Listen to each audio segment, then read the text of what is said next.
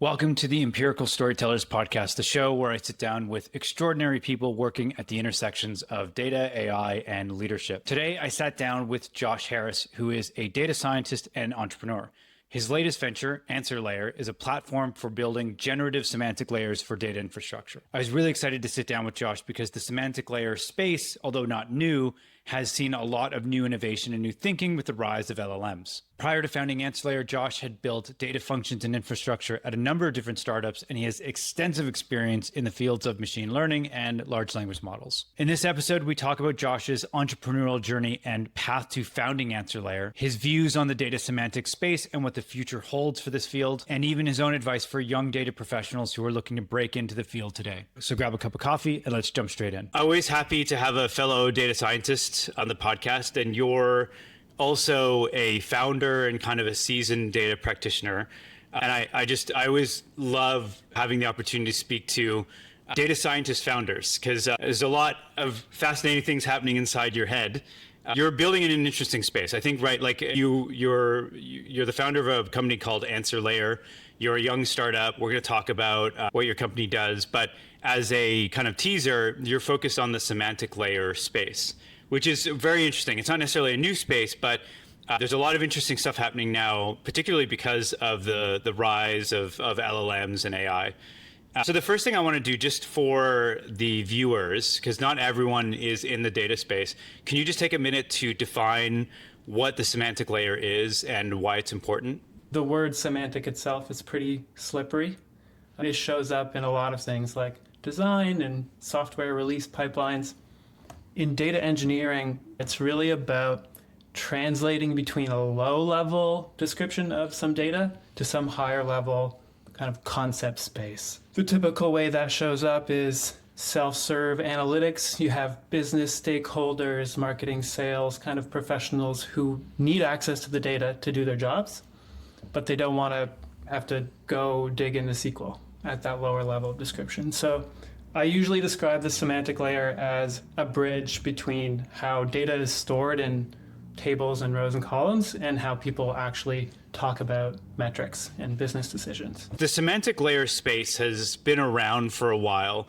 Your startup is a year old, so you're obviously taking a newer perspective on how to build semantic layers or how to solve problems in the space. Can you tell me a little bit about like what has happened or what's changing technologically in the last 1 or 2 years that makes AnswerLayer able to do what you do? I love to tell the story of Business Objects, which was the first company to patent the idea of a semantic layer.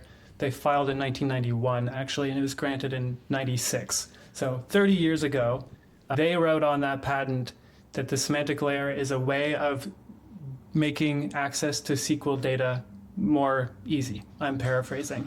Right. The point is the problem has existed basically since databases became widely used, and it's a perennial issue.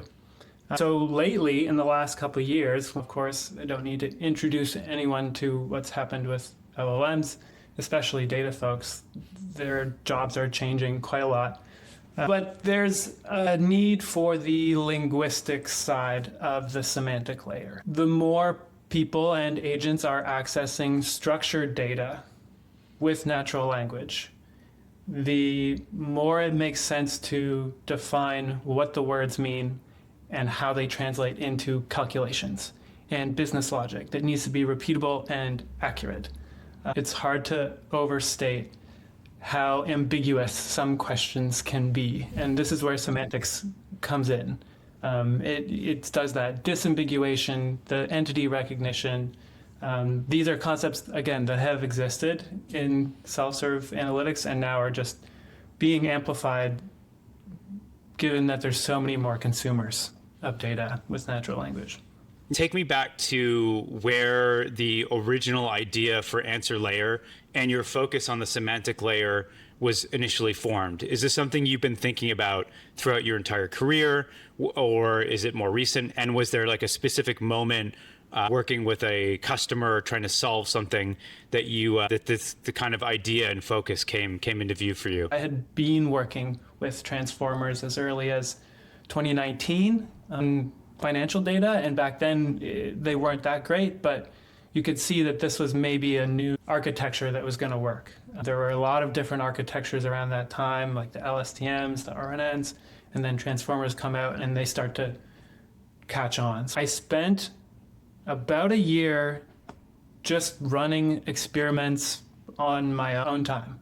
I built up a platform for managing money in financial markets. So it's just some basic algorithmic trading stuff. This was 2024, and it's not what AnswerLayer does at all. It's not related to AnswerLayer, but I had to manage a lot of data, and it was the beginning of using LLMs for coding. So as early as March, April 2024, I was copying and pasting out of ChatGPT to write my new database schema for ML models. Then at the beginning of 2025, I started thinking, all right, there's a bigger opportunity here than just doing something that's going to sustain myself with these models. And so I started just asking people what problems out there exist in the data space, and I started volunteering with Build Canada. They were just emerging at the time, and they had a problem, or they were toying with an idea. We didn't end up shipping this for a few reasons, but they wanted to make government spending data more accessible to everyday Canadians. And at the beginning of 2025, the instinct was, let's drop all these files that the government publishes into OpenAI, and we'll make a chat on top of it. And that didn't work. It was actually really hard to do for a lot of reasons, but it immediately became clear to me that there's a gap between how LLMs work and how databases work. The grammar is different between structured data and language models. So I started AnswerLayer because I saw there's just this clear problem going to be more and more apparent, and I thought I could build a solution. I'm also interested in hearing a little bit about your AI productivity stack. This is just a question I like to ask most people. And I know that you're building with AI. So there's AI in your product, but no doubt you're also working with probably AI or agentic tools just for your day-to-day. Do you mind sharing a little bit about what your stack looks like? You know, how are you using agents? What models are you using? How are you doing orchestration? Just an overview would be really great for the audience. Yeah, I try to keep it as simple as possible. There was a period of time around, I think when everyone else went through this, maybe January, December, where you spent half your time or maybe 3/4 of your time just making your system a little better. Yeah. Some of those have stuck, some of those haven't. So right now it's mostly a balance between Claude Code and Codex. I've run them in iTerm 2, so just terminal windows, many panes. Yeah. I'll often pair a coding pane with a file system pane, so I can just be checking on the Git diffs, and I'll have one pane for running Docker logs as I'm testing locally. But everything right now is just iTerm Windows for Nice. my coding stack. Yeah. Yeah, I've had 3 separate occasions where I've completely overhauled like my system and process for like context management. My last iteration, I went really hard into Obsidian, and I think I went a little too deep because it's like now I have this really convoluted set of like Obsidian vaults, and I'm finding that I don't know if it's really adding that much value, but it's just funny how much of an investment in time, like trying to optimize or overhaul your kind of your setup is when it comes to things like memory or context management, agent management. It's a weird time. Yeah. I look back like a year or 2 years ago to the way I was working then to now, and it's changed quite a bit. Do you find that that's the same? Absolutely. Yeah, night and day. Just doing things that I wouldn't have imagined I could do, like whole new domains.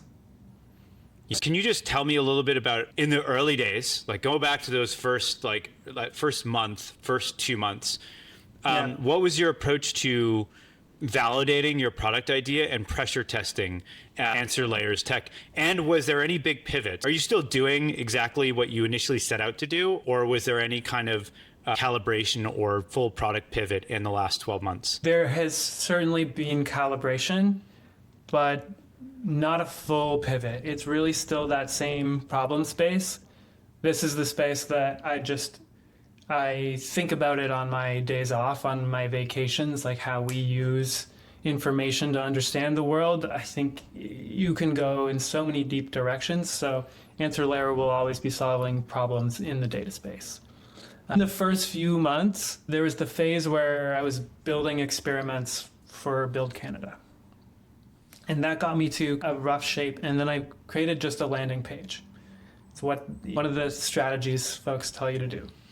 Landing page only, sent it out to a bunch of people in my network, people that I had liked working with, people that I thought would have a good perspective, and said, hey, what do you think about this? Is this something you'd need?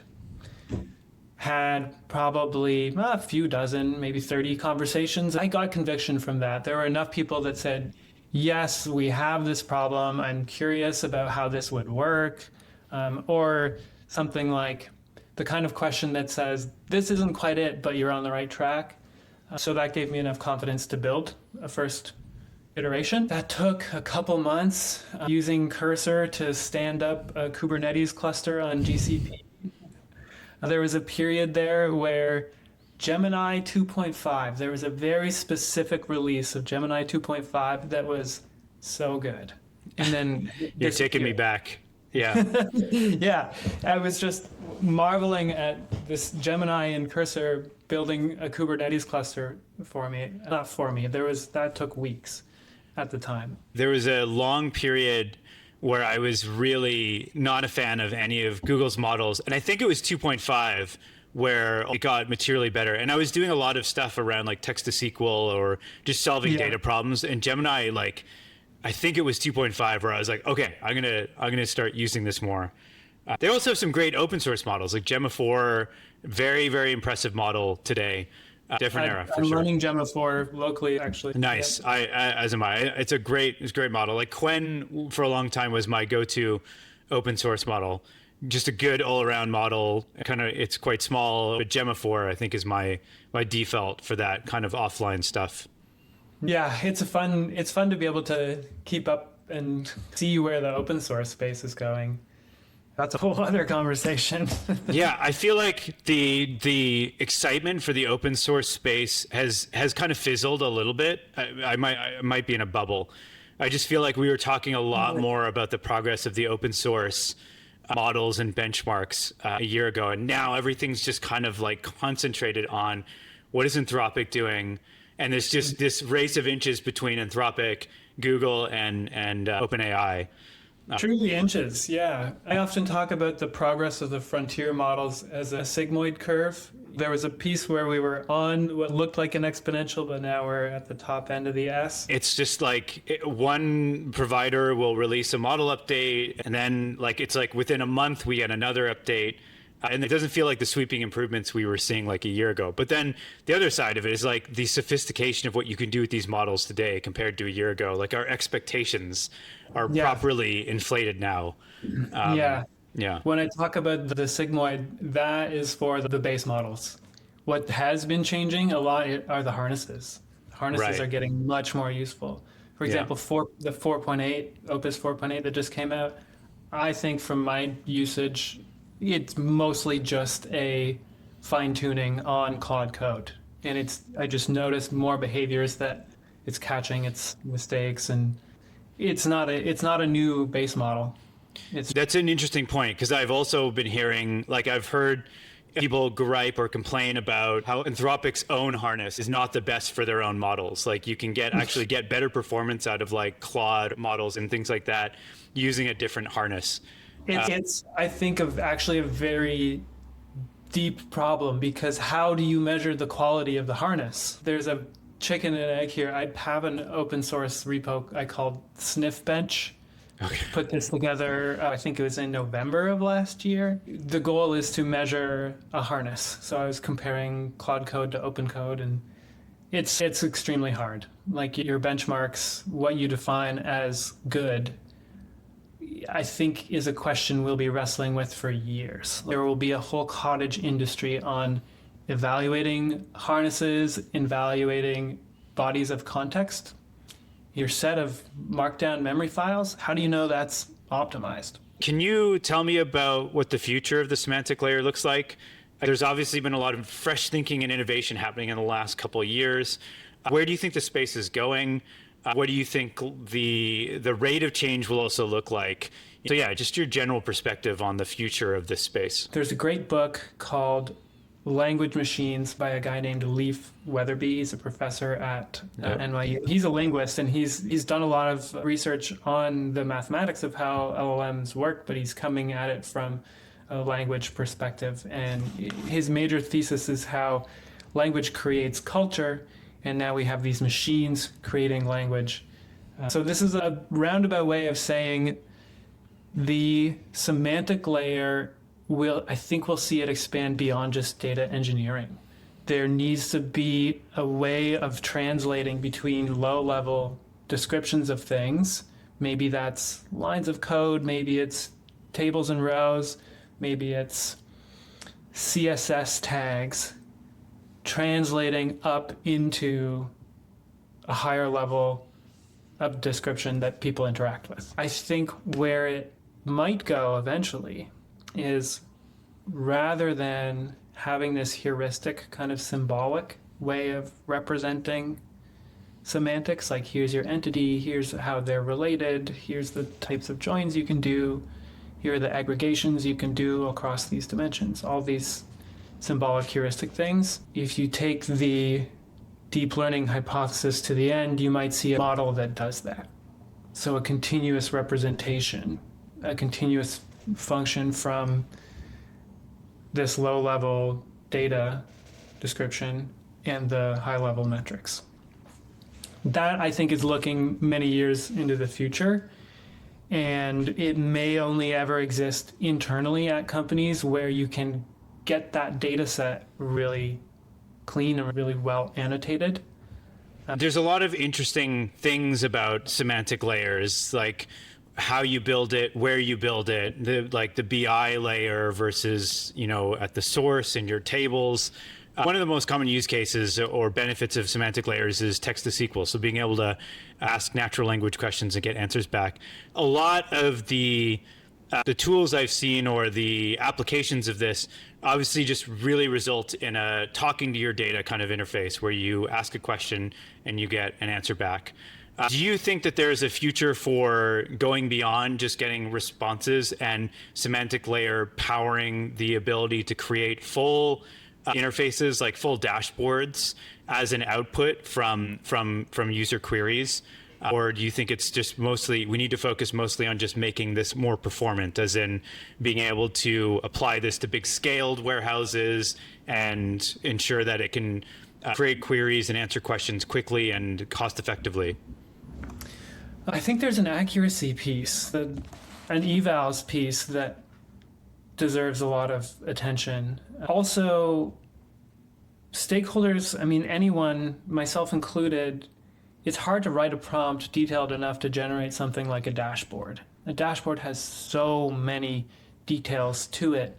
And the point of this semantic layer, maybe we could get it there, that it will map all of these details. But when you just say, hey, can you give me a dashboard on active users?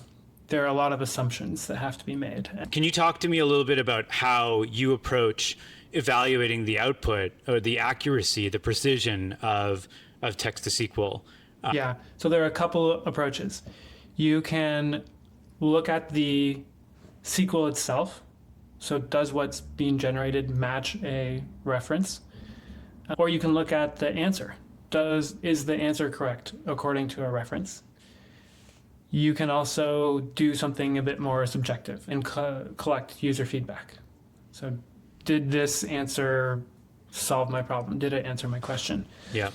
I think you need a bit of all of those things. It probably starts with the first two because it will just take some time to collect all of that user interaction, but it begins with having a reference set. So you have questions and answers that you know the answer to that you want to use as test cases.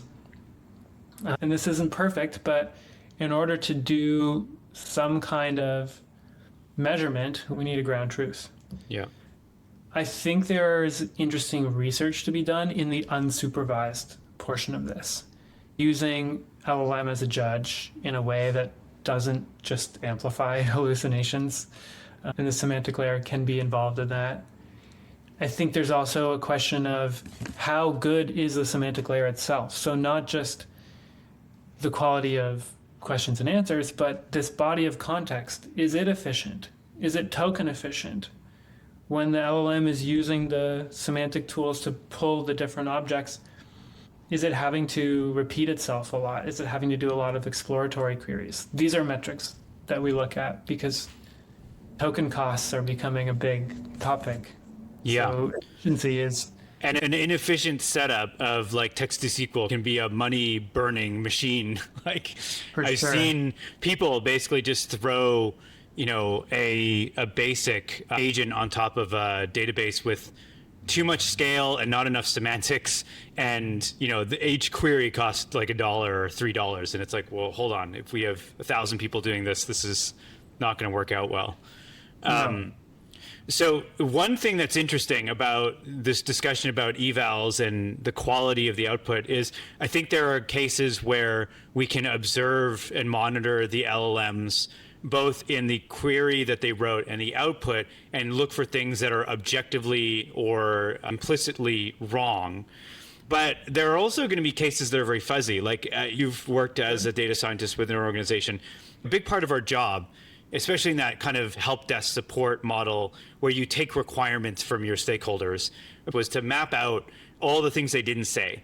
For example, if they wanted to know a simple question like how much revenue did we generate in the last 7 days, there are some unspoken conditions like, well, do they want 7 days starting from exactly this hour, or is it midnight to midnight? Small decisions can actually change the output. When we unleash a text-to-SQL model or tool to non-data savvy users, they could ask questions that actually give them accurate results, but they didn't specify very small conditions that could result in differences between someone else who asked that question. So tell me about that side. Like as you're helping customers, build up their semantic layer and start giving access to these tools to non-data users, is this a challenge that you're finding is an issue where it's less about the query being wrong, but more about the specifics of what they actually want to ask or which question they want answered? Absolutely. It's the core challenge that every tool that connects an LLM to a database is going to face. There are two ways that I think about it. One is a research problem, and that's the kind of thing that I try to park. The other is a product problem. To solve the product problem, I think the answer is that not everything needs to be generated every time. So the point is to pull these kinds of filters, these kinds of little snippets, case statements, these things that data scientists have to think about. They are embedded on the metrics object, for example. So that's one way to solve the product problem. An even more foolproof way is starting with something that's accepted. A lot of questions, 80% of questions, are going to be just checking on a number that we already know. Yeah. Has it changed? You don't need an LLM for that. You do need to be connected to your warehouse. You need to have a standard definition.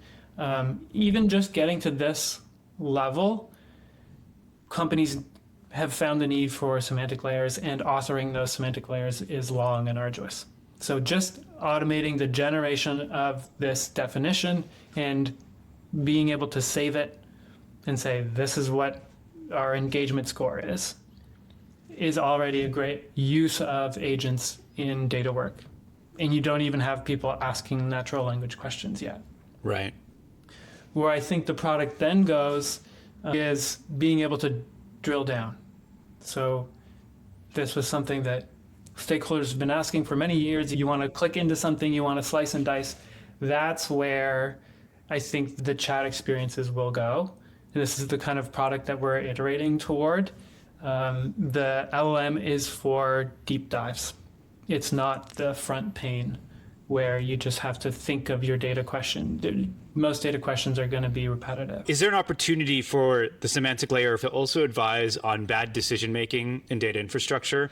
So imagine you are working with a big established company, say a bank, massive data warehouse, lots and lots of tables, and lots of bad decision making, lots of legacy. Maybe you've got tables that are duplicates and things that are less important. And a semantic layer, can be incredibly useful when done right, but there's a chance that it might amplify or retain things that you don't necessarily want in those outputs. So is there an opportunity for the semantic layer also to be a feedback loop for how to optimize and prune your data infrastructure as you go forward? Absolutely. And we're feeling this pull from a particular customer right now, actually, who's just stood up Snowflake.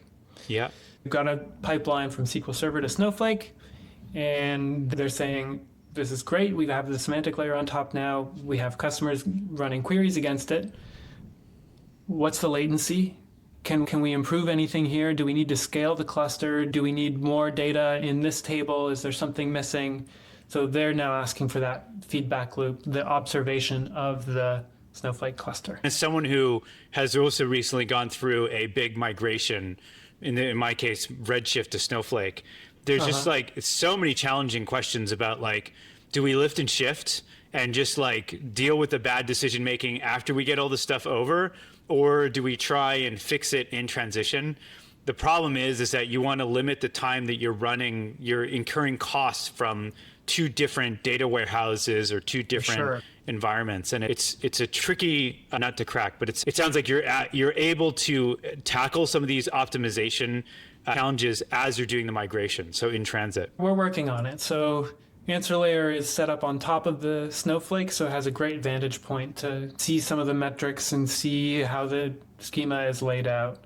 And it has that feedback loop from queries being generated against it. So I don't want to overclaim, but we're working on it.